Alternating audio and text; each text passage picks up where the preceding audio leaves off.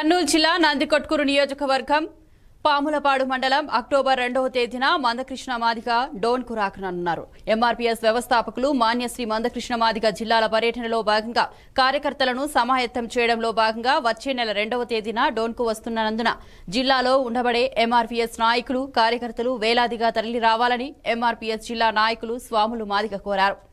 ఈ సందర్భంగా స్వాములు సురేష్లు మాట్లాడుతూ ఎస్సీ వర్గీకరణకు ఆగస్టు 2వ తేదీన సుప్రీంకోర్టు 5 మందితో కూడిన ధర్మాసనం ఎస్సీ వర్గీకరణ జరగాలని, ఎస్సీలలో అనేక కులాలను రిజర్వేషన్లు అందడం లేదని, అందుకు ఆయా రాష్ట్రాల ప్రభుత్వాలే చేసుకోవచ్చని తెలిపింది. కనుక ఆంధ్రప్రదేశ్ తెలంగాణ రాష్ట్రాల మధ్య మంత్రులు కేసీఆర్, జగన్మోహన్ రెడ్డిలు సుప్రీంకోర్టు ఇచ్చిన తీర్పును అమలు చేయాలని డిమాండ్ చేశారు. తండ్రి ఆశయాల కోసం పార్టీ పెట్టానని చెప్పిన జగన్మోహన్ రెడ్డి తండ్రి ఆశయాలలో ఒకటైన ఎస్సీ వర్గీకరణను చేసి తండ్రి ఇచ్చిన మాటను నిలబెట్టాలని, లేదంటే మరో ఉద్యమం చేపట్టాల్సి వస్తుందని హెచ్చరించారు.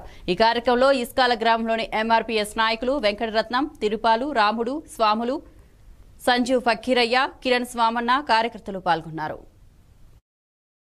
27వ తారీఖు నెల ఆగస్టు రాష్ట్రంలో ఉండబడే మాదిగలను, మాదిగ ఉపకులాలను సమాయత్తం చేయడంలో భాగంగా పాములపాడు మండలము ఇస్కాల గ్రామం మాదిగపేట యందు సమావేశం నిర్వహించడం. దీని ప్రధాన ఉద్దేశము 2004వ సంవత్సరము 5 మందితో కూడినటువంటి ధర్మాసనము ఎస్సీ వర్గీకరణను పార్లమెంట్లో చట్టబద్ధత చేసుకోవాలని చెప్పేసి ఎస్సీ వర్గీకరణను కొట్టువేయడం జరిగింది. ఆ రోజు నుండి ఈ రోజు వరకు మాదిగలు మరో ఉద్యమాలు చేస్తూ ఎస్సీ వర్గీకరణ సాధించుకునే దిశగా అప్పటి ముఖ్యమంత్రి వైఎస్ రాజశేఖర రెడ్డి ప్రభుత్వంపై ఒత్తిడి తెచ్చి ఉషా మొహరా కమిషన్ వేయించి అఖిలపక్షానికి ఢిల్లీ పంపించే ప్రయత్నం ఆ రోజు మాన్యశ్రీ మందకృష్ణ మాదిగ గారు చేయడం జరిగింది.